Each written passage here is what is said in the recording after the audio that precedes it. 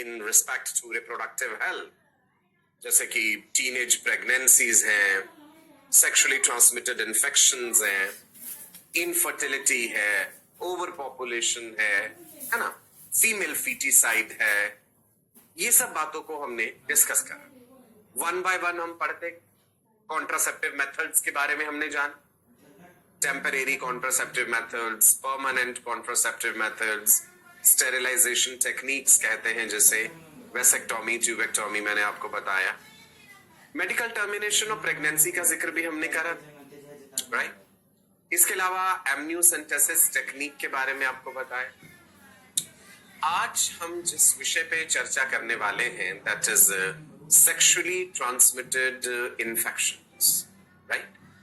Sexually transmitted diseases भी कहते हैं इन्हें, वेनरल डिजीजेस भी कहते हैं, और आरटीआई यानी रिप्रोडक्टिव ट्रैक्ट इन्फेक्शंस के नाम से भी इन्हें जाना जाता है। अलग अलग बीमारियों का जिक्र करेंगे और हम ये भी समझेंगे कि एक सोशल स्टिग्मा की तरह ये सेक्सुअली ट्रांसमिटेड इन्फेक्शंस को क्यों माना जाता है, क्या इनका इलाज है या नहीं है, किस तरह से हम बचाव कर सकते हैं, कौन से एज ग्रुप को ये सबसे ज्यादा प्रभावित करती हैं या कौन सा एज ग्रुप सबसे ज्यादा वल्नरेबल है, सभी बातों पे डिस्कशन करेंगे। बीच बीच में आपसे सवाल भी पूछूंगा, जवाब जरूर दीजिएगा। सो एक पॉजिटिव सोच, एक पॉजिटिव एनर्जी, एक जील के साथ आज के सेशन का आगाज करते हैं, राइट। कागज कलम तैयार रखिएगा, इंपॉर्टेंट बातें आप नोट करते जाइएगा, ठीक है जी। सो देखो ये कितने भयानक भयानक से आपको यहाँ पे दिख रहे हैं ये अलग अलग बीमारियों के कीटाणु। वेल, घबराना नहीं है आपने, आप डॉक्टर हैं भाई, हमारे फ्यूचर स्पेशलिस्ट हैं आप, सो आपको तो इन सब चीजों की जानकारी अच्छे से होनी चाहिए। सो हेडिंग देंगे जी, सेक्सुअली ट्रांसमिटेड इन्फेक्शंस, यौन समस्याएं भी कह देते हैं सिंपल लैंग्वेज में, मतलब रिप्रोडक्टिव ऑर्गन्स से रिलेटेड जो बीमारियां हैं। अब ऐसा भी जरूरी नहीं होता कि हर सेक्सुअली ट्रांसमिटेड इन्फेक्शन केवल रिप्रोडक्टिव ऑर्गन्स पे ही असर डाले, शरीर के और कई ऑर्गन्स पे भी इफेक्ट होता है। इनफैक्ट आपने हेपेटाइटिस बी का नाम सुना होगा, लिवर को प्रभावित करता है हेपेटाइटिस बी, करेंगे डिस्कस, ठीक है जी। सो एक चीज ध्यान रखना, आप पुरानी किताबें अगर देखेंगे, पुरानी एनसीईआरटी और रेफरेंस बुक्स, आपको एसटीआई की जगह सेक्सुअली ट्रांसमिटेड डिजीजेस शब्द देखने को मिलेगा, एसटीडीज। जो लेटेस्ट एनसीईआरटी अभी आप देखेंगे वहां पे मिलेगा सेक्सुअली ट्रांसमिटेड इन्फेक्शंस, राइट। तो आप सोच रहे होंगे कि एसटीडी शब्द को एसटीआई से रिप्लेस करने की क्या आवश्यकता पड़ी। मैं बताता हूं, पहले एसटीआई समझ लेते हैं क्या है। These are the diseases which can transmit through sexual intercourse, जो यौन संबंध बनाने से या सेक्सुअल इंटरकोर्स से फैलती हैं, या फिर बॉडी फ्लूइड इंटरेक्शन से। जरूरी नहीं है कि असुरक्षित यौन संबंध बने, असुरक्षित संभोग के जरिए ही ये फैलेंगी, अनप्रोटेक्टेड सेक्सुअल इंटरकोर्स के जरिए ही फैलेंगी। इसके अलावा बॉडी फ्लूइड इंटरेक्शन से भी फैल सकती, ब्लड ट्रांसफ्यूजन्स, ऑर्गन ट्रांसप्लांटेशंस, है ना। सो और भी जरिए हैं। इवन हेपेटाइटिस बी जो होता है वो एचआईवी से भी कई गुना ज्यादा इन्फेक्शियस है, सलाइवा के जरिए भी हेपेटाइटिस बी का वायरस जो है वो फैलता है, ठीक है जी। नाउ सेक्सुअली ट्रांसमिटेड इन्फेक्शंस को हमने कहा that these are the ones which are transmitted through unprotected sexual intercourse, body fluid interaction. इन्हें sexually transmitted diseases भी कहा जाता था, अब भी कह दे, कई किताबों में अभी भी ये टर्मिनोलॉजी यूज्ड है। वेनेरल डिजीजेस भी कहते हैं।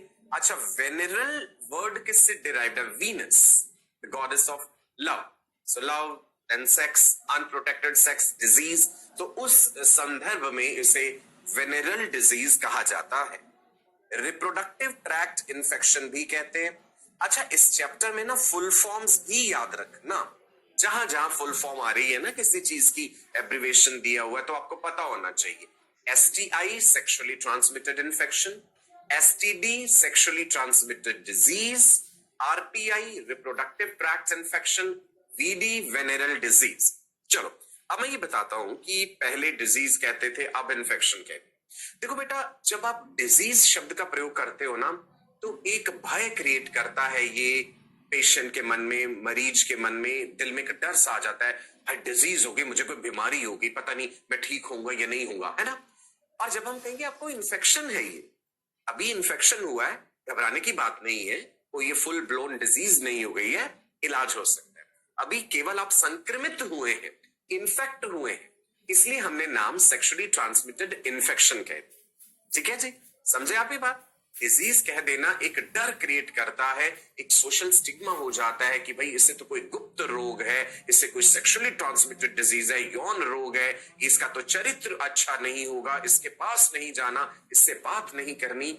यही गलत बात है ना। हमारे समाज में ये जो मिसकंसेप्शंस फैली हुई हैं, इन्हीं कारणों से लोग जो है सही समय पे डॉक्टर के पास नहीं जाते हैं, अपना इलाज नहीं करवाते हैं और ज्यादा लोगों को संक्रमित करते रहते हैं। समझे आप बात। तो सेक्सुअली ट्रांसमिटेड डिजीज ना कह करके अब हम सेक्सुअली ट्रांसमिटेड इन्फेक्शन शब्द को इस्तेमाल करें। बहुत सारी है सेक्सुअली ट्रांसमिटेड इन्फेक्शंस, वायरस के द्वारा फैलाई जाने वाली भी, बैक्टीरिया के द्वारा फैलाई जाने वाली भी, है ना, क्लेमाइडिया के जरिए भी डिस्कस करेंगे जितनी आपके सिलेबस में है। ठीक है, तो कौन कौन सी है? We will discuss about gonorrhea, we will discuss about syphilis, genital herpes, genital warts, hepatitis B, AIDS. AIDS का फुल फॉर्म जानते हैं? AIDS stands for Acquired Immunodeficiency Syndrome. AIDS का पॉजिटिव ऑर्गेनिज्म कौन? HIV, human immunodeficiency virus. Detail में जानेंगे हम HIV ads के बारे में भी। शुरुआत करते हैं जी सबसे पहले गोनोरिया से। स्पेलिंग गलत मत लिखिएगा, गौर से देख लीजिए। GONORRHOEA। एज अ डॉक्टर आपको टर्मिनोलॉजी स्पेलिंग अच्छे से आने चाहिए। एक तो आपको पॉजिटिव एजेंट याद रखना होगा। नीट एग्जाम में क्वेश्चन किस प्रकार से पूछा जाएगा, मैच द फॉलोइंग टाइप में भी आ सकता। एक कॉलम में अलग अलग डिजीजेस का, इन्फेक्शंस का नाम होगा, सामने उनका पॉजिटिव ऑर्गेनिज्म होगा, तो आपको मैच करना होगा। या कई बार ये पूछ सकते हैं करेक्ट मैच कौन सा है, इनकरेक्ट मैच कौन सा है। सो निजीरिया गोनोरिया जो है, ये बैक्टीरिया जो है पॉजिटिव एजेंट है गोनोरिया के। एक सवाल हमने सॉल्व कर लिया, सो प्लीज ये बात नोट कर लीजिए। This can be framed as a question in NEET कि गोनोरिया का पॉजिटिव एजेंट कौन है, लक्षण क्या है जी, इसके सिम्टम्स क्या है। देखते हैं जी। Burning sensation during urination, gonorrhoea males में भी होता है, गोनोरिया फीमेल्स में भी। ठीक है ना। गोनोरिया के लक्षण है कि यूरिन पास करते समय पेशेंट को जलन महसूस होगी, एक बर्निंग सेंसेशन हो।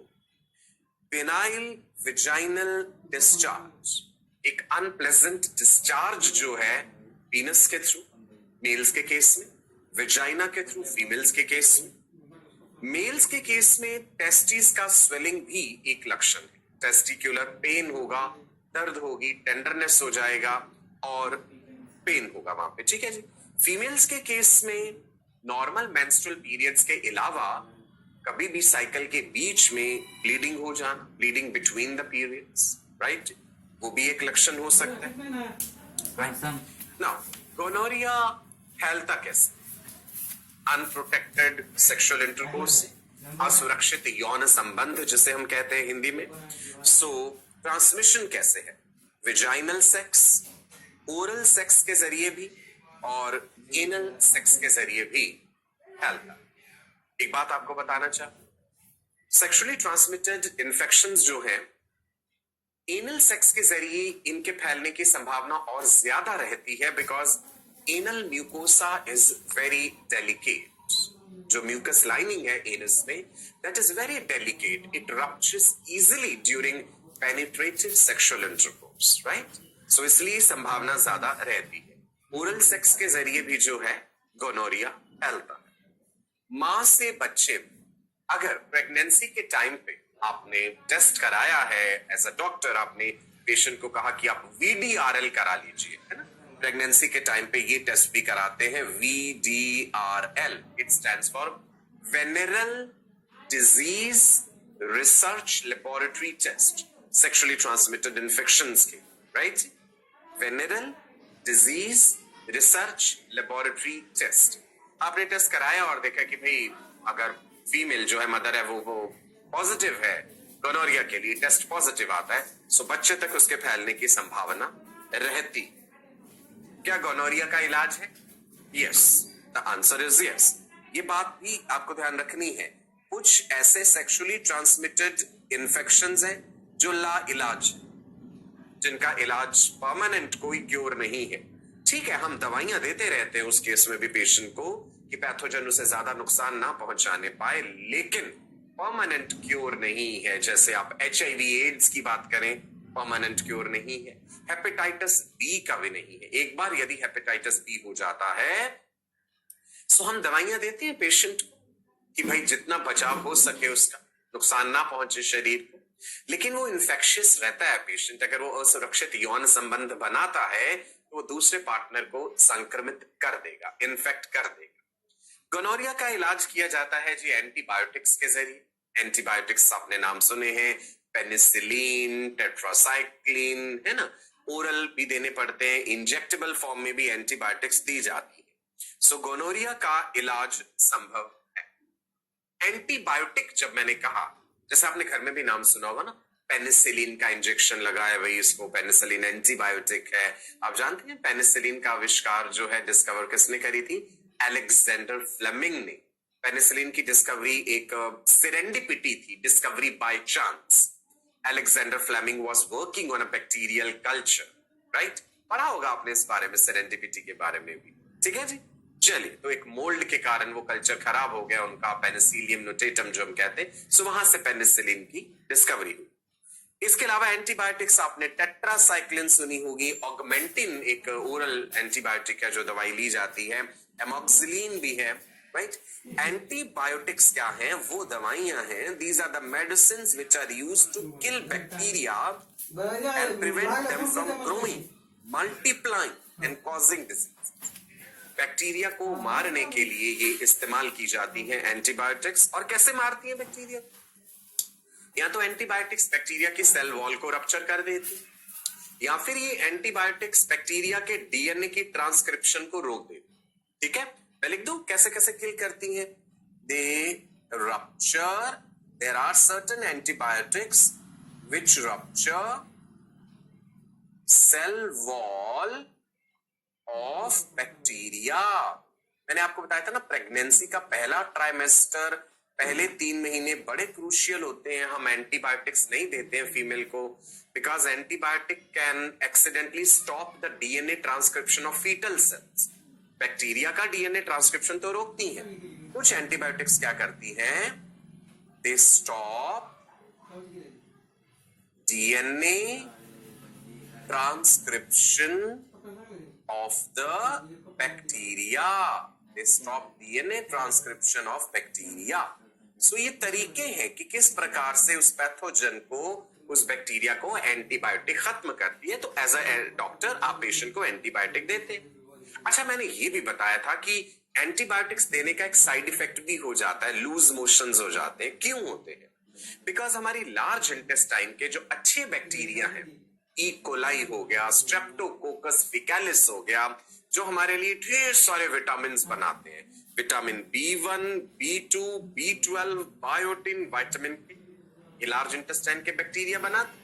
जो बी विटामिन हैं लार्ज इंटेस्टाइन में जो बन रहे हैं, they help in absorption of water.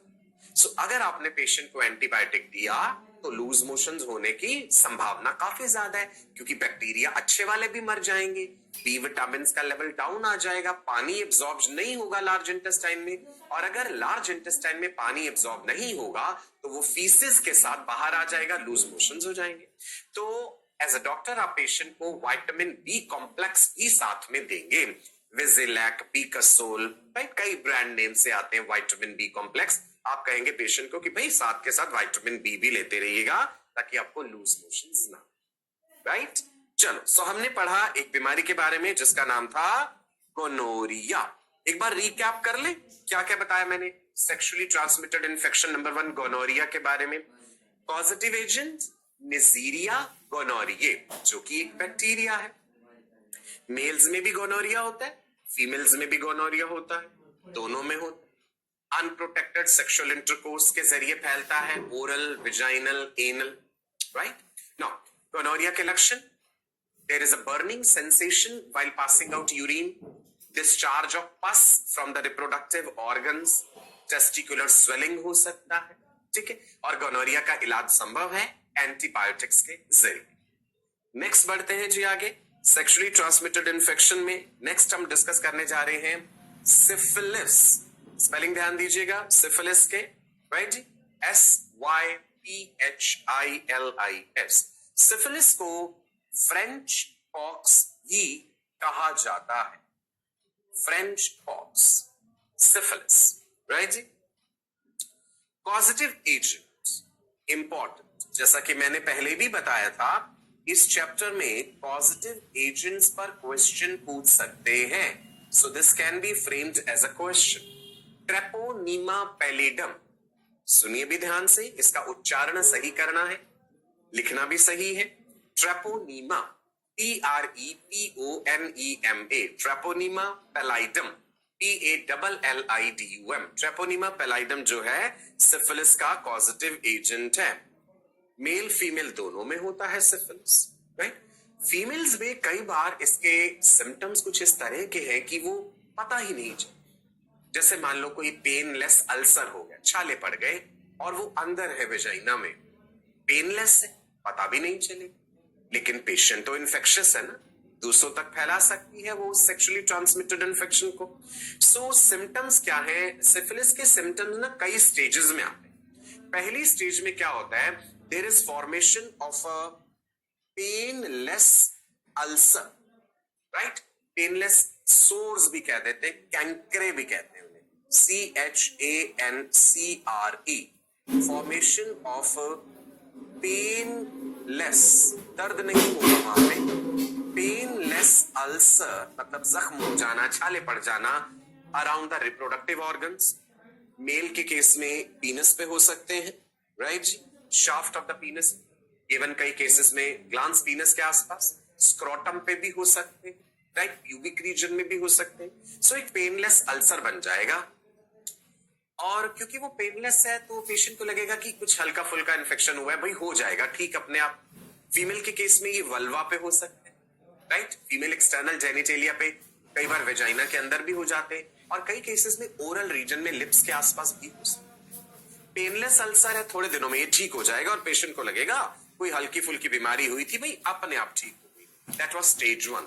The symptoms are appearing in different stages. पहला स्टेज ये, थोड़े दिनों बाद ठीक हो गए। सेकेंड स्टेज में क्या हो जाता है, सिफिलिस में फीवर होगा, बुखार हो, जॉइंट्स में पेन हो, loss of here in patches, बहुत सारे बाल एक साथ झड़ने शुरू हो जाएंगे, राइट। और अगर इस स्टेज में पेशेंट ने दवाइयां ली, एंटीबायोटिक्स ली और अपना इलाज कराया तो वो ठीक हो जाएगा या ठीक हो जाएगी। लेकिन अगर ये स्टेज भी इग्नोर कर दी, कोई भी इधर उधर से दवाई ले ली, अगर स्किन पे रैशेज हो रहे, कोई लोशन लगा लिया, लैक्टोकैलामाइन लगा लिया जी, कभी किसी ने किसी अल्सर पे सोफ्रामाइसिन लगा ली, बुखार हुआ तो पैरासिटामोल खा ली, अपने आप ये सब कर रहे हैं, तो कुछ समय बाद ये सिम्टम्स भी चले जाते हैं।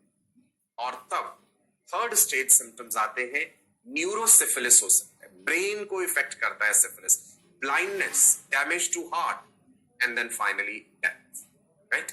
सिफिलिस का इलाज है अगर सही समय पे करा लिया जाए। लक्षणों की बात कर रहे थे, मैंने बताया अलग अलग स्टेजेस में आ रहे हैं लक्षण, राइट। पहले स्टेज में जो मैंने बताया, formation of painless ulcer around the reproductive organs, inside the reproductive organs in female, male में स्क्रोटम पर, ओरल रीजन में भी, लिम्फ नोड्स स्वेल कर जाती, गले में खराश रहना, sore throat, loss of here in patches, शरीर पे दाने हो जाना, रैशेस हो जाना, ये लक्षण है इसके। फैलता कैसे, सिफिलिस का ट्रांसमिशन कैसे है, अनप्रोटेक्टेड विजाइनल, ओरल या एनल इंटरकोर्स, सिफिलिस इनके जरिए फैलेगा। एचआईवी पॉजिटिव केसेस जो होते हैं उसमें सिफिलिस की संभावना और ज्यादा बढ़ जाती है। जब आपको पता चले कि भाई आपका पेशेंट एचआईवी पॉजिटिव है तो हम सिफिलिस के लिए भी टेस्ट जरूर कराते हैं, क्योंकि या फिर मान लीजिए आपके पास पेशेंट आया और उसमें सिफिलिस के लक्षण आए हैं तो आप एचआईवी भी टेस्ट करा लेंगे, क्योंकि कई इंफेक्शंस कॉन्कोमिटेंट होते हैं, एक दूसरे के साथ हो जाते हैं। ठीक है जी। सिफिलिस में क्या है, direct contact with the source अगर हुआ है, एक पेशेंट के शरीर पे ये अल्सर्स हैं, छाले हैं, आपका उसके साथ संपर्क हो रहा है, उससे भी सिफिलिस फैलता है। राइट जी। इलाज है, सिफिलिस क्यूरेबल है, आंसर इज यस। दवाइयां हैं जी सिफिलिस की, एंटीबायोटिक्स, जैसा कि हमने पहले जिक्र किया एंटीबायोटिक्स। राइट जी। So we have discussed about gonorrhoea, we have discussed about syphilis.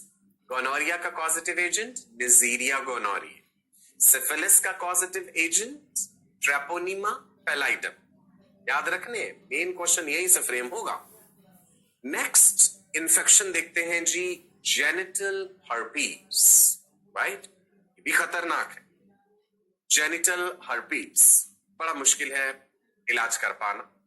Positive agent, ये क्वेश्चन पूछा जा सकता है, ध्यान दीजिएगा। ये पॉजिटिव एजेंट एक वायरस, अभी तक हमने बैक्टीरिया का जिक्र करा था, HSV2, HIV नहीं है, HSV2, that is herpes simplex virus type 2। और भी टाइप्स होते हैं, सो हम जेनिटल हर्पीज की बात कर रहे हैं। जेनिटल हर्पीज का पॉजिटिव एजेंट जो है, पॉजिटिव ऑर्गेनिज्म जो है, that is herpes simplex virus type 2। Now symptoms important, यहां पे सोर्स पड़ जाते हैं, हल्के हल्के छोटे छोटे छाले हो जाएंगे, बॉयल्स हो जाएंगे, पीनस पे हो सकते हैं मेल्स में, माउथ में भी हो सकते हैं, एनस के आसपास, वेजाइना में, या फिर शरीर में और भी कई जगहों पे हो सकते हैं। जेनिटल हर्पीज के जो सोर्स, इचीनेस होगा, खुजली होगी पेशेंट, बॉडी में पेन, जॉइंट्स में दर्द, एक थकावट महसूस रहना, फीवर हो जाना, ये लक्षण। ठीक है जी। बहुत सारे सेक्सुअली ट्रांसमिटेड इन्फेक्शंस के सिम्टम्स आप देखेंगे काफी हद तक ओवरलैप भी कर जाते हैं, है ना, इसलिए हमें प्रॉपर टेस्ट कराने पड़ते हैं। जैसा मैंने सिफिलिस कहा था, सिफिलिस के लिए भी टेस्ट है, there is TPI test, Wassermann test. TPI is treponema pallidum immobilization test, syphilis के लिए होता है। ओके। जेनिटल हर्पीज जो है अनप्रोटेक्टेड सेक्सुअल इंटरकोर्स के जरिए ज्यादातर हमने देखा भाई अनप्रोटेक्टेड सेक्सुअल इंटरकोर्स के थ्रू हो रहा है, चाहे वो ओरल इंटरकोर्स है, चाहे वो विजाइनल है, चाहे वो एनल है। Okay. Direct contact with the source, उससे भी फैलेगा। इलाज, अब देखिए जितनी भी वायरसेस के द्वारा फैलाई जाने वाली बीमारियां होती है ना, इनका इलाज करना थोड़ा कठिन जरूर रहता है। वायरसेस बड़े चालाक होते हैं, बड़ी तेजी से म्यूटेट करते हैं, और आप जानते हैं कि वायरस जो है जब शरीर में एंटर करता है, it takes over the control of the cellular machinery of the host. अपना डीएनए इंजेक्ट कर दिया सेल्स में, और सेल्स को कहा कि अब हमारी मर्जी से काम करो जो हम कह रहे हैं। वायरस के लाइफ साइकिल भी पढ़े हैं आपने, है ना। सो जनरली तो जो शरीर का अपना रोगों से लड़ने की शक्ति है, इम्यून सिस्टम, वही इसको ओवर पावर करता है, वही किल करेगा वायरस, इम्यून सिस्टम। तो इम्यूनिटी मजबूत होनी चाहिए हमारी अगर हमें बीमारियों से लड़ना है ना, ये तो परमावश्यक है, ये तो जरूरी है ही है। इसके अलावा एंटीवायरल ड्रग्स हैं, और जहां भी कहीं इचीनेस हो रही है, सोर्स हो गए हैं, जलन महसूस हो रही है, वहां पे सिंपल जैसे वैसलिन पेट्रोलियम जेली आती है ना, वो लगाने को डॉक्टर देंगे। राइट जी। एंटीवायरल ड्रग्स भी देंगे साथ के साथ। एंटीबायोटिक्स और एंटीवायरल्स में अंतर होता है। एंटीवायरल्स क्या होते हैं? Antivirals are the medicines which are used to minimize symptoms and infectivity of the virus, जैसे एसाइक्लोवीर, रेट्रोवायरल, कई सारी दवाइयां। एचआईवी के केस में भी हम देखेंगे बहुत सारी एंटीवायरल ड्रग्स हम पेशेंट को जो है वो देते। क्लियर हुआ जी? एंटीवायरल्स। सो हमने जेनिटल हर्पीज के बारे में जाना, गोनोरिया के बारे में जान लिया हमने, सिफिलिस के बारे में जान लिया, सबके कॉजेटिव एजेंट आपको याद हो रहे हैं, फिर से रिवाइज कर लेते हैं। Gonorrhoea is by bacteria Neisseria gonorrhoeae, syphilis is by Treponema pallidum, genital herpes is by herpes simplex virus type 2। Next हम डिस्कस करने जा रहे हैं ऑल माई राजा बेटा एंड मानी बेटियां, genital warts, right. Genital warts भी खतरनाक है, इलाज कर पाना इतना आसान नहीं होता, लंबे समय तक ये इन्फेक्शन रहता है। Positive agent again important which can be framed as a question in needs, okay? अच्छा, नीट का नाम सुनते ही बार बार दिल में एक लहर सी दौड़ जाती है ना कि हम भाई इतने प्रेस्टिजियस एग्जाम के लिए तैयारी कर रहे हैं। आप लोगों को फीलिंग आनी शुरू हुई कभी मेडिकल स्टूडेंट्स वाली? इतनी सारी इंट्रिकेट बातें मैंने ह्यूमन फिजियोलॉजी की आपको बताई, रिप्रोडक्टिव फिजियोलॉजी की, और अब हम अलग अलग तरह के इन्फेक्शंस का भी जिक्र कर रहे हैं। सो एक माहौल बन रहा है ना, एक मानसिक माहौल ऐसा हो रहा है ना आपका कि भाई हम मेडिकल की तैयारी कर रहे हैं, we are medical students. Proudly आप कह सकते हैं, yes I am a medical student, I want to be a world famous doctor. मैं हमेशा कहता हूं छोटे मोटे डॉक्टर नहीं बनना है, वर्ल्ड फेमस डॉक्टर बनना है। एक गूगल में आपका नाम डाला जाए तो पता चल जाए कितनी बेहतरीन डिग्रीज हैं आपके पास, लोग आपसे अपॉइंटमेंट लेकर के मिले आपसे, है ना, एक रुतबा हो, एक नाम। That's what we have to, है ना। और जीवन में कुछ पाने के लिए तो फिर खोना तो बहुत कुछ पड़ता है, नींद, चैन, आराम, दोस्ती, यारी, बहुत सारी कुर्बानियां देनी पड़ेंगी आप, और आप दे सकते, right. So you have to focus on your destination and not distractions. Distract नहीं होना है। वापस लौटते हैं, मैंने कहा ना पॉजिटिव एजेंट का नाम याद रखिएगा। जेनिटल वॉर्ट्स का पॉजिटिव एजेंट जो है वो भी एक भयानक सा वायरस। वायरसेस तो बड़े ही भयानक है भाई। Virus is a kind of link between living and non living. Host की बॉडी के बाहर तो ये नॉन लिविंग है, होस्ट के शरीर में घुस करके ये लिविंग हो जाता है। Human papilloma virus, HPV, full forms याद रखनी है, बार बार ये चीज रिवाइज करा रहा हूं आपको। HPV लिख लो, ह्यूमन पैपिलोमा वायरस। इससे पहले HSV था, हर्पीज सिंप्लेक्स वायरस, और भी थे, RTI reproductive tract infection, BD venereal disease, STD sexually transmitted disease, STI sexually transmitted infection. तो आपने ये सब याद रखने हैं जी। ह्यूमन पैपिलोमा वायरस जो है ना, ये फीमेल्स में सर्विक्स का कैंसर भी करता है। इंपॉर्टेंट ध्यान रखना, ये जो मैंने अभी बताया ना papilloma virus HPV, human papilloma virus females में सर्विक्स का, सर्विकल कैंसर जो है इसका कारण भी है, राइट। सर्विक्स समझते हैं ना, यूट्रस का लोअर नैरो रीजन, इसका वैक्सीन भी है सर्विकल कैंसर का फीमेल्स के। चलिए, सिम्टम्स क्या है जेनिटल वॉर्ट्स के लिए? Painful warts on the genitals, right जी। जैसा कि आप देख पा रहे हैं, इस प्रकार से वॉर्ट्स बन जाएंगे, मस्से टाइप मोटे मोटे जो है वो बन जाते हैं। खुजली होगी, इचिंग होगा पेशेंट को, राइट जी। ट्रांसमिशन तो कॉमन ही है, अनप्रोटेक्टेड सेक्सुअल इंटरकोर्स है या डायरेक्ट कांटेक्ट हुआ है वॉर्ट्स के साथ, इंटरकोर्स चाहे विजाइनल है, ओरल है, एनल है, ट्रांसमिशन कॉमन। नाउ ट्रीटमेंट, इलाज क्या? एंटीवायरल इंजेक्शंस तो है ही, दवाइयां हैं। इसके अलावा cryotherapy, cryo is referring to something which is at a very low temperature, कि भाई फ्रीज करके एक तरह से उन्हें जो है वॉर्ट्स को हटाया जाए। सर्जिकली भी काटने पड़ते हैं, वॉर्ट्स हटाने पड़ते हैं। डिसइंफेक्टेंट जेल्स भी होती है।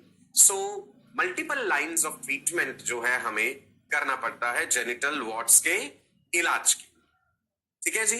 Gonorrhoea, Neisseria gonorrhoeae, syphilis, treponema pallidum, genital herpes, herpes simplex virus type 2, genital warts अभी अभी पढ़ा हमने, ह्यूमन पैपिलोमा वायरस।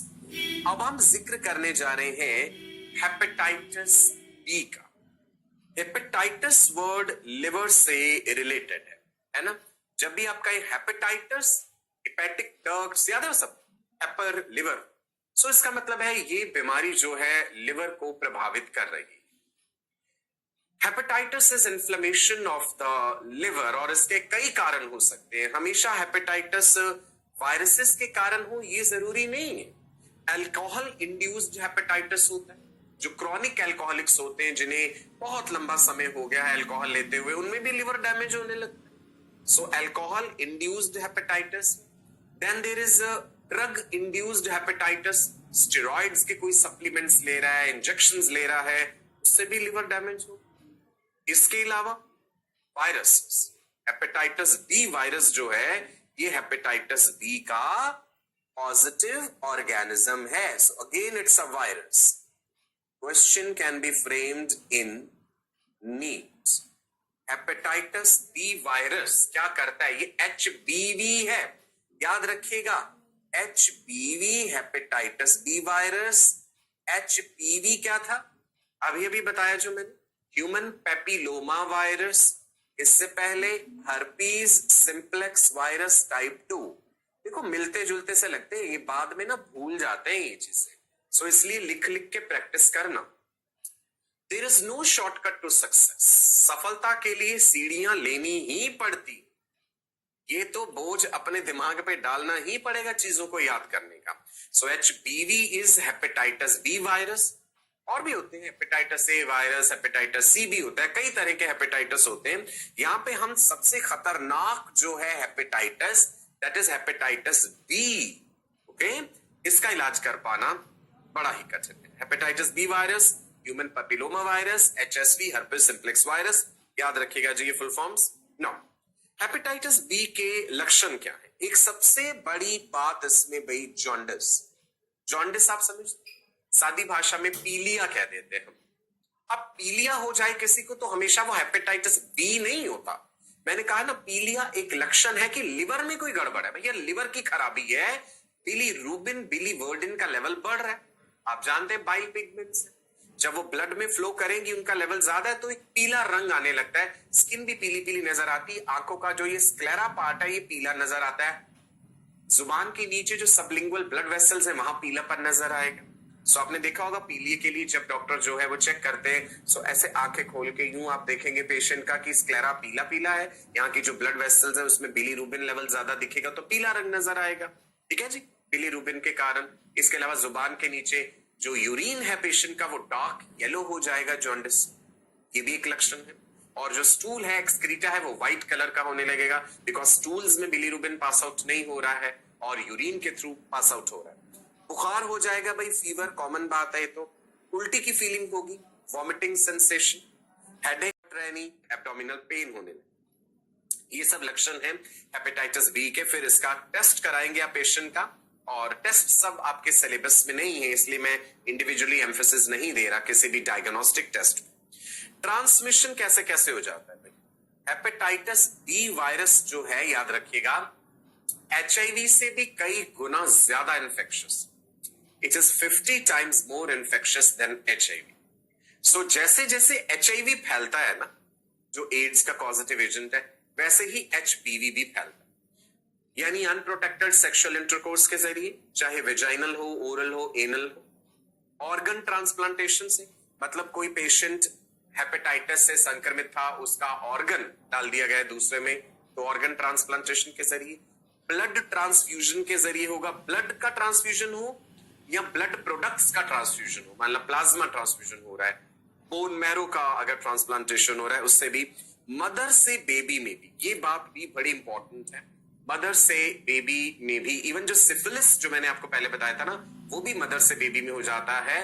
ट्रांसप्लेसेंटल रूट से जो है सिफिलिस का ट्रेपोनिमा पैलिडम जो है वो क्रॉस कर लेता है प्लेसेंटा को, HIV प्लेसेंटा को क्रॉस कर लेता है तो प्रेग्नेंट मदर से बेबी में हो जाता है। ऐसे ही हेपेटाइटिस बी वाली भी ये बात इंपॉर्टेंट है कि प्रेगनेंसी में आपने जब टेस्ट कराया मदर का, वो हेपेटाइटिस बी से संक्रमित है, पॉजिटिव है, सो बच्चे तक भी हेपेटाइटिस बी पहुंच जाता है। इन्फेक्टेड नीडल या कोई सर्जिकल इंस्ट्रूमेंट हो, टैटू वाली नीडल्स हो, पियर्सिंग करने वाली कोई नीडल हो, है ना, शेविंग ब्लेड्स अगर इन्फेक्टेड है उस चीज से, कंटामिनेटेड है, उससे हो जाएगा। इज इट क्लियर जी? ये ट्रांसमिशन के रूट्स।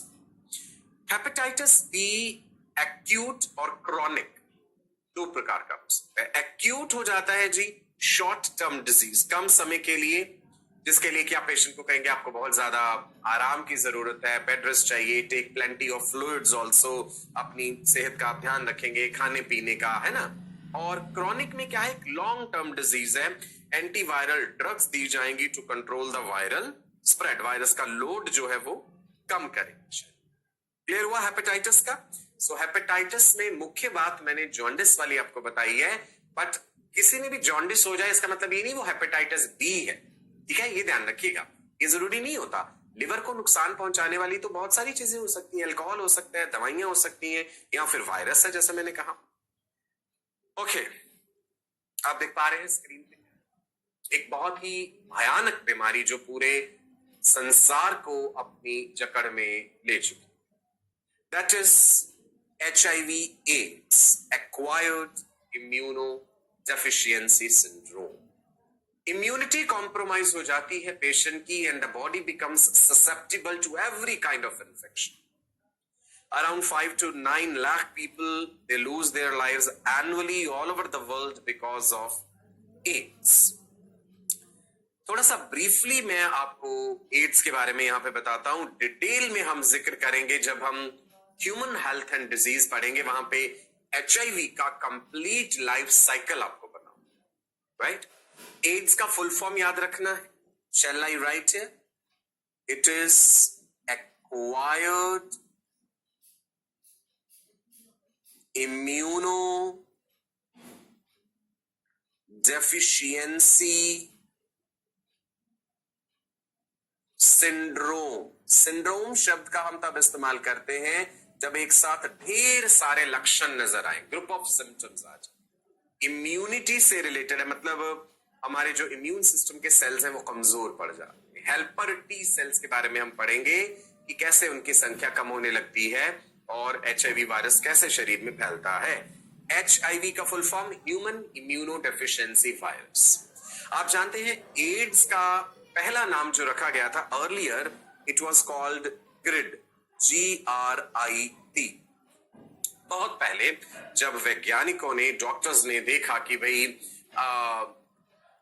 इसके जो सिम्टम्स हैं among a group of homosexual men recognize किए गए अमेरिका में, बहुत साल पहले की बात है। सो डॉक्टर्स को लगा that perhaps it is a kind of disease which is found among people having same sex orientation, among homosexual people। तो इसलिए नाम रख दिया गया शुरुआत में GRID. GRID stands for gay related immune disorder. लेकिन बाद में हमें पता चला कि ऐसा कुछ नहीं, it is equally prevalent among the heterosexual population also.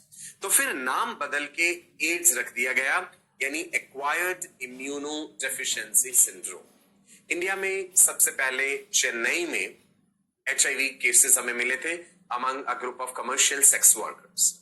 अब तो पूरे भारत में, पूरी दुनिया में ही HIV पॉजिटिव पेशेंट्स हैं। HIV पॉजिटिव हो जाना और एड्स हो जाना दो अलग बातें होती हैं, ये ध्यान रखिएगा। जब कोई इंसान HIV पॉजिटिव है इसका मतलब है उसके शरीर में, शरीर के फ्लूइड्स में HIV वायरस प्रेजेंट है, HIV का टेस्ट पॉजिटिव है, लेकिन हो सकता है अभी उसमें कोई लक्षण ना हो HIV से रिलेटेड, राइट। सो HIV पॉजिटिव हो जाना और एड्स वाली स्टेज तक पहुंचने में बहुत लंबा अंतराल हो सकता है, बहुत लंबा समय लग सकता है। ठीक है जी, क्लियर है, राइट। क्या आप जानते हैं कि throughout the world AIDS day कब सेलिब्रेट होता है? World AIDS day, can you tell me, बताएंगे जी? To spread awareness among HIV positive people, right जी। World AIDS day December 1st को हम अवेयरनेस जो है वो इसके बारे में दी जाती है, राइट जी, क्लियर है। चलो और डिटेल में जानेंगे हम HIV के बारे में। नाउ एड्स हो जाना मतलब इम्यूनिटी कॉम्प्रोमाइज हो चुकी है, शरीर के इम्यून सिस्टम के सेल्स कमजोर हो चुके हैं और लक्षण आने लगेंगे। HIV पॉजिटिव होने के लक्षण अलग हैं और जब एड्स हो जाता है तो लक्षण अलग हैं। फ्रीक्वेंट गैस्ट्रोइंटेस्टाइनल ट्रबल्स हो जाती हैं पेशेंट में, फीवर होगा जी, बुखार है, शरीर में दर्द रहेगा, बॉडी पे रैशेस हो जाएंगे, खुजली होगी, इचीनेस, कमजोरी होगी, ठंड लगना, रात को बहुत ज्यादा ठंड लगना, फिर एकदम से पसीना आ जाना, गला खराब रहना बार बार, ये जो है शुरुआत के सिम्टम्स। जैसे जैसे इन्फेक्शन बढ़ता जाएगा शरीर में, इम्यून सिस्टम कमजोर होता जाएगा, कई तरह के और सेकेंडरी इन्फेक्शंस होते जाएंगे, लंग्स के इन्फेक्शंस होते जाएंगे, राइट जी, ट्यूबरकुलोसिस हो जाएगा पेशेंट में, कई तरह के फंगल इन्फेक्शंस हो जाएंगे। अनप्रोटेक्टेड सेक्सुअल इंटरकोर्स के जरिए जो है फैल रहा है एड्स। इन्फेक्टेड नीडल या कोई सर्जिकल इंस्ट्रूमेंट हो, जरूरी नहीं है कि नीडल ही हो, है ना। ब्लड और ब्लड प्रोडक्ट ट्रांसफ्यूजन, मदर से बेबी को, यानी एचआईवी जो है ट्रांसप्लेसेंटल रूट फॉलो करता है। HIV is capable of crossing placenta, so it crosses the placental barrier, right. HIV crosses placental barrier, ध्यान रखना है। इससे पहले सिफिलिस का कॉजेटिव एजेंट भी बताया था आपको, प्लेसेंटा क्रॉस कर लेता है।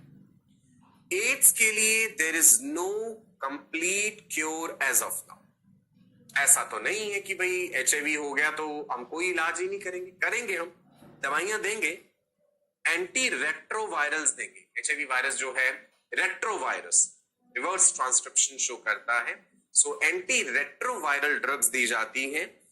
These are helping to prolong the life of the patient, virus के लोड को कम करती है, लेकिन ये ऐसा नहीं कि बिल्कुल खत्म कर देंगी वायरस को, नहीं, ऐसा नहीं।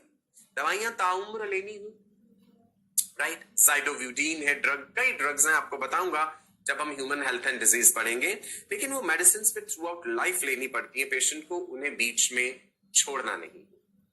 क्लियर है जी।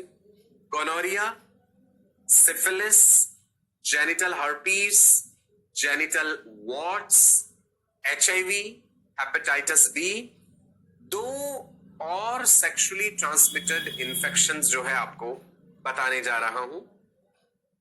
ट्राइकोमोनियासिस, स्पेलिंग लिखिए, स्पेलिंग गड़बड़ नहीं करने हैं, very important for you medical students, ध्यान दीजिए, ये भी क्वेश्चन पूछा जा सकता है।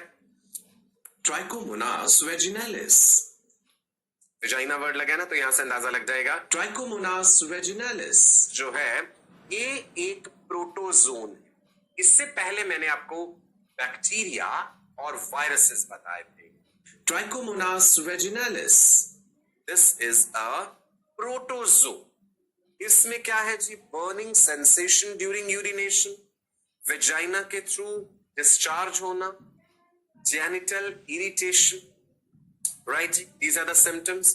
ट्रांसमिशन के तरीके वही हैं, अनप्रोटेक्टेड सेक्सुअल इंटरकोर्स, जिसके जरिए ये फैलता। दवाइयां हैं इसके लिए, राइट जी, ड्रग्स हम देते हैं। Next is chlamydiasis. Chlamydiasis question can be asked in NEETs. Chlamydiasis का positive agent chlamydia trachomatis, spelling लिखिए। क्लेमाइडियासिस के लिए chlamydia trachomatis, it's a bacteria, right जी। क्लेमाइडिया में सिम्टम्स वेजाइनल डिस्चार्ज, मेल्स में टेस्टिस में स्वेलिंग, पेन, ब्लीडिंग हो सकती है, रिप्रोडक्टिव ऑर्गन से बुखार हो जाएगा। आपने देखा होगा ओवरऑल हमें काफी मिलते जुलते सिम्टम्स जो है पेशेंट के नजर आए, तो हमें फिर स्पेसिफिक डायग्नोस्टिक टेस्ट कराने पड़ते हैं एंड अकॉर्डिंगली हमें इलाज करना होता है। अनप्रोटेक्टेड सेक्सुअल इंटरकोर्स के थ्रू ही क्लेमाइडियासिस भी फैलता है, बैक्टीरिया के द्वारा किया गया है, तो ऑब्वियसली उसके लिए एंटीबायोटिक्स देंगे हम, राइट जी।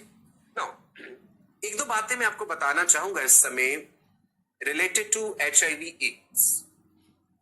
हमारी सोसाइटी में बहुत सारे सेक्सुअली ट्रांसमिटेड इन्फेक्शंस एक सोशल स्टिग्मा माने जाते हैं, राइट। इसीलिए पेशेंट के मन में भय, डर, खौफ होता है, डॉक्टर के पास नहीं जाता है, सही समय पे इलाज नहीं कराते।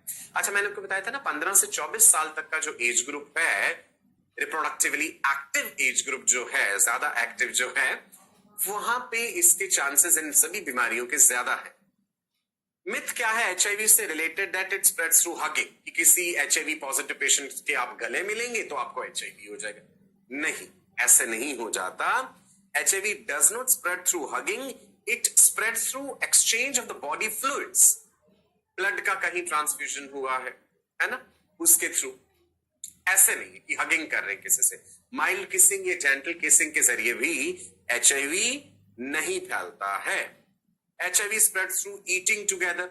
किसी एचआईवी पॉजिटिव पेशेंट के साथ बैठ के आप खाना शेयर कर रहे हैं, है ना, मिलजुल के आप खा रहे हैं, या कॉमन स्विमिंग पूल में नहा रहे हैं, या फिर पब्लिक टॉयलेट्स को आप यूज कर रहे हैं, या फिर आप पब्लिक ट्रांसपोर्ट यूज कर रहे हैं, उससे ऐसे एचआईवी नहीं फैल जाएगा, है ना। हालांकि देखिए, कोई भी आप पब्लिक जन सुविधा का इस्तेमाल कर रहे हैं तो आपको ध्यान तो रखना ही चाहिए, है ना। आजकल तो हर कोई सैनिटाइजर अपने साथ ही लेके चलता है। So you have to be little cautious कि अगर एचआईवी नहीं तो और कई बीमारियां हैं, अगर किसी का फ्लूइड जो है टच हो गया, वहां से इन्फेक्शन हो सकता है। सो एचआईवी पॉजिटिव पेशेंट के साथ खाना शेयर करने से नहीं फैलता है, राइट। क्लियर है जी।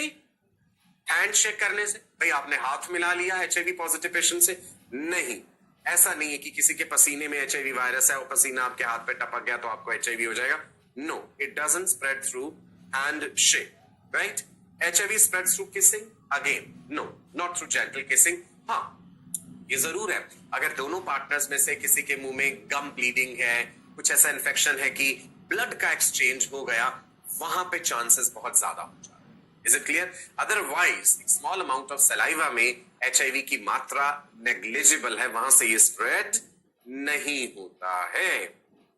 सेक्सुअली ट्रांसमिटेड इन्फेक्शंस एक सोशल स्टिग्मा की तरह है, ऐसा नहीं होना चाहिए। समाज को अपनी मानसिकता को बदलना होगा। ये जो नेगेटिव एटीट्यूड है हमारा टुवर्ड्स सेक्स, मैंने आपको पहले भी जिक्र किया था कि सेक्स शब्द को ही एक टैबू की तरह लिया जाता है। टैबू वो विषय होते हैं जिनके बारे में ओपनली सामाजिक तौर पे चर्चा करना वर्जित होता है। ये गलत है। अगर हम चीजों को दबाएंगे, डिस्कस नहीं करेंगे, तो और ज्यादा नुकसान होगा। बच्चे इंक्विजिटिव होते हैं, वो कहीं ना कहीं से जानकारी ढूंढने की कोशिश करते हैं। सही जानकारी के अभाव में क्या हो जाता है, गलत जानकारी पहुंचती है, नुकसान हो जाता है उससे, है ना। Society has a negative attitude towards sexual activity. This is wrong. We need to change this perception. People engaging in sex outside marriage, they face judgment from the society. हमारे समाज की संरचना ही कुछ ऐसी है, ये ढांचा, ये बनावट ही कुछ ऐसी है कि जो यौन संबंध हैं, जो सेक्सुअल रिलेशंस हैं, वो मान्यता तभी प्राप्त है सिर्फ मैरिड रिलेशंस में, हस्बैंड और वाइफ के बीच में ही। अगर कोई इस वेडलॉक के बाहर, शादीशुदा जिंदगी के बाहर कोई भी रिलेशन बनाता है, यौन संबंध बनाता है, सो उस इंसान को समाज का एक तरह से, कहते हैं ना, समाज के लिए वो एक स्टिग्मा की तरह माना जाता है कि भाई तुम गलत कर रहे हो। एक जजमेंटल एटीट्यूड हो जाता है। People who contract STIs are believed to lack character. हम कह देते हैं कि इस इंसान का तो कोई चरित्र ही नहीं है, ये चरित्रहीन है, इसने गलत संबंध बनाए हैं, इसका बहिष्कार कीजिए, सोशल बाइकआउट कर दीजिए, बात मत कीजिए से। That is wrong, that is wrong. Sex is natural desire of every living organism. Clear है जी? राइट? सो इस मानसिकता को बदलना जरूरी है। Anyone can contract STI even if they do not have multiple partners. ये जरूरी नहीं होता कि मल्टीपल सेक्सुअल पार्टनर होने से ही होगा।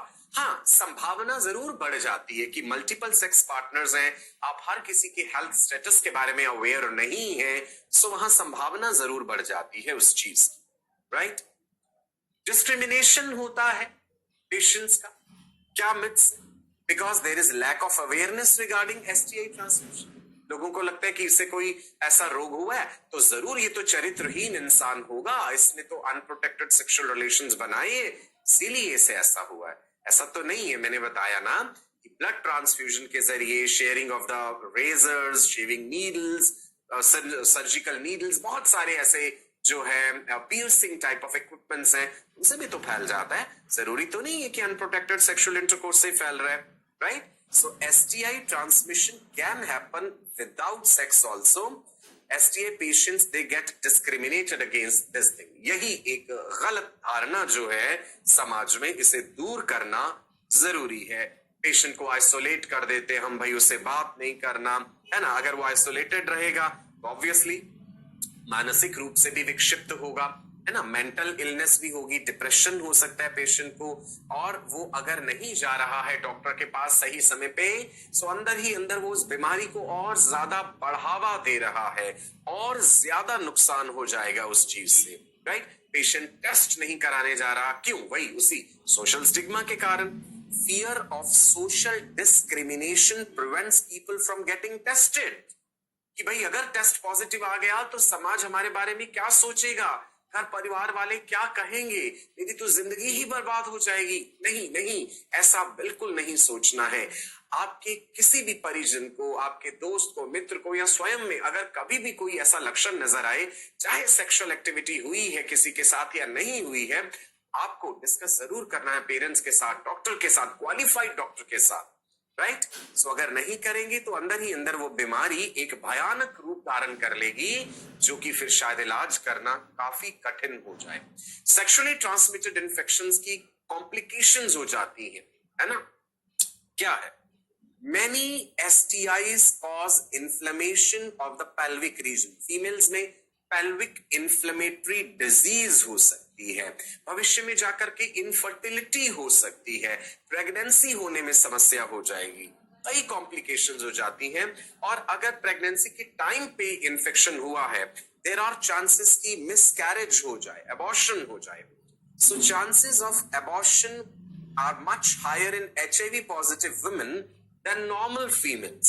What is abortion? The failure of the natural pregnancy causing death of the baby. That is abortion. So sexually transmitted diseases या infections अपने साथ कई complications ले आती हैं, फीमेल्स में भी और मेल्स में भी। फीमेल्स में प्रेगनेंसी में अगर STI हुआ है, इलाज नहीं किया, तो स्टिल बर्थ हो सकता है। स्टिल बर्थ का मतलब है मृत बच्चा पैदा होना, की पैदा जो बच्चा हुआ है वो मृत हुआ है, डेड डिलीवरी हुई है, राइट। सिफिलिस में ऐसा हो सकता है। Children born to mothers with syphilis may be blind, हो सकता है कि वो बच्चे ब्लाइंड पैदा हों। They have characteristic spots on their teeth, Hutchinson teeth कहते हैं। They have widely spaced incisors, कई लक्षण हो जाते हैं सिफिलिस अगर मां को हो और बच्चा पैदा हुआ है तो। Still birth is the death of the baby after 20 to 28 weeks of the pregnancy, right? Still birth की dead deliver हुआ है बच्चा, right जी? Okay, बच्चा पैदा हो तो कई birth defects भी हो सकते हैं उसमें। Ectopic pregnancy. You know what is ectopic pregnancy? Any pregnancy which is not in the uterus. Uterus is designed for pregnancy. Uterus supports pregnancy. Uterus में फेवरेबल माहौल है जहां पे बेबी डेवलप होना है, लेकिन अगर फेलोपियन ट्यूब में ही वो अटैच्ड रह गया स्ट्रक्चर, तो एक्टोपिक प्रेगनेंसी, ट्यूबल प्रेगनेंसी कहलाएगी। ओवरी में हो सकता है ओवेरियन प्रेगनेंसी। तो सेक्सुअली ट्रांसमिटेड इन्फेक्शंस की ये भी कॉम्प्लिकेशन है that they can cause the embryo to develop outside the uterus, right? Fertilized egg cannot survive outside the uterus. मैंने आपको बताया था pelvic region में पेन, इन्फ्लेमेशन, कई कॉम्प्लिकेशंस होगी, एंड फिर हमें उस प्रेगनेंसी को सर्जिकली रिमूव करना पड़ेगा। सेक्सुअली ट्रांसमिटेड इन्फेक्शंस इनफर्टिलिटी कर सकते हैं, मेल्स में भी फीमेल्स में भी, तो इलाज करवाना बड़ा जरूरी है। गोनोरिया के कारण जो है इनफर्टिलिटी या स्टेरिलिटी भी हो सकती है। मेल्स में स्पर्म काउंट ड्रास्टिकली रिड्यूस हो सकता है, सेमिनल वेसिकल्स का, प्रोस्टेट का इन्फेक्शन बढ़ सकता है आगे।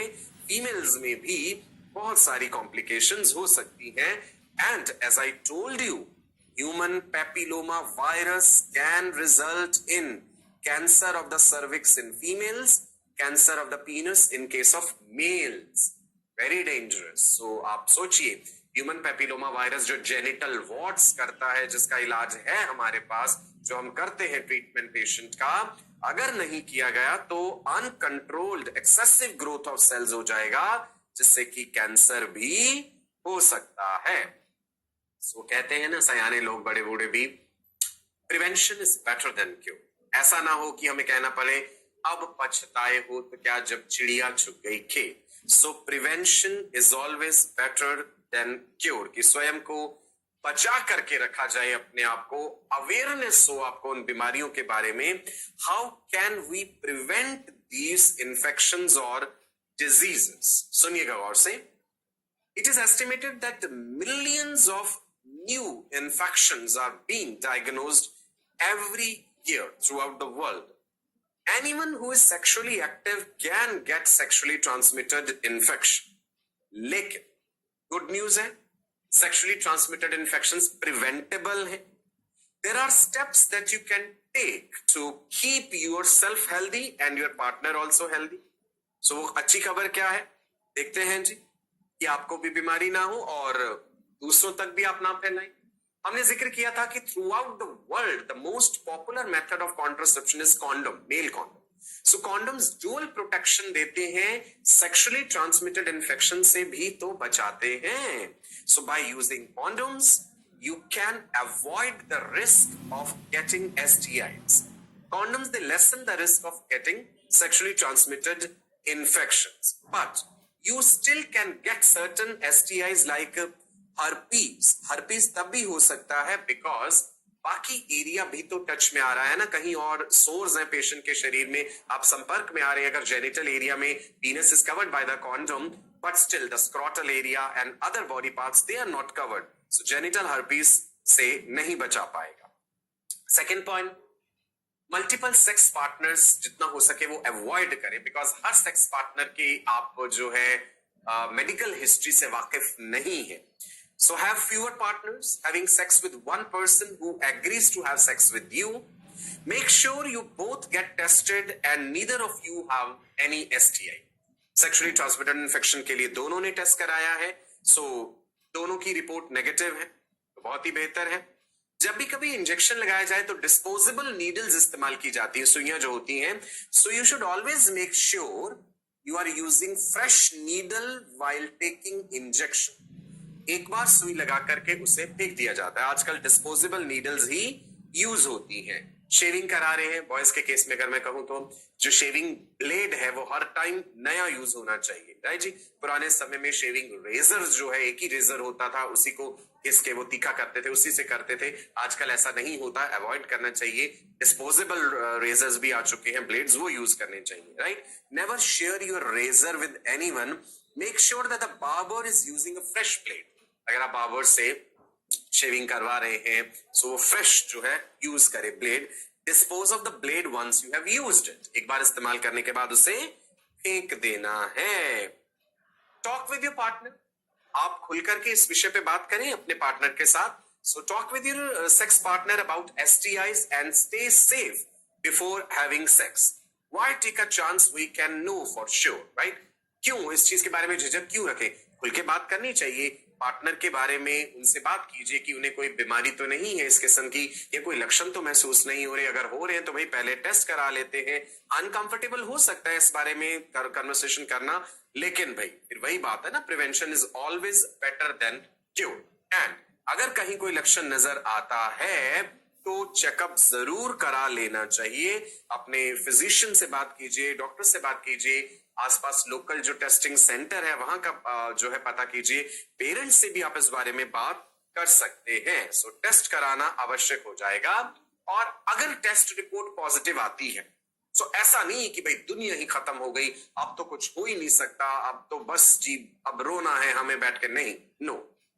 Getting an STI is not the end. Many STIs are curable and are treatable. मैंने आपको बताया एंटीबायोटिक्स अवेलेबल हैं हमारे पास, एंटीवायरल्स अवेलेबल हैं, इलाज है हमारे पास. सो STI हो जाने पे ऐसा घबराना नहीं है, हमें प्रॉपर इलाज जो है वो जरूर कराना है, ना कि केवल अपने आप को बचाने के लिए बट अपने से जुड़े हुए बाकी लोगों को भी बचाने के लिए, राइट. चलिए, इसके साथ ही आज का ये सेशन समाप्त होता है. इस चैप्टर में कितनी दिलचस्प बातें आपने पढ़ी, बहुत सारी इंफॉर्मेशन, बहुत सारी चीजें हैं और ज्यादा जिज्ञासा को जो बढ़ाती है. यही तो मकसद है मेरा कि आपकी जिज्ञासा बढ़े, राइट. और ज्यादा ज्ञान पाने के लिए ये चाहत हो आप में, रिवाइज जरूर कीजिएगा जो भी आपने पढ़ा है. क्वेश्चंस प्रैक्टिस जरूर कीजिएगा. मेरी गुड विशेस आपके साथ हैं. आने वाले चैप्टर्स और ज्यादा इंटरेस्टिंग होने वाले हैं, ट्रस्ट, राइट. जुड़े रहिए आप हमारे साथ. मैं आपका अपना डॉक्टर सचिन कपूर अब आपसे विदा लेता हूं. आपको नमस्कार.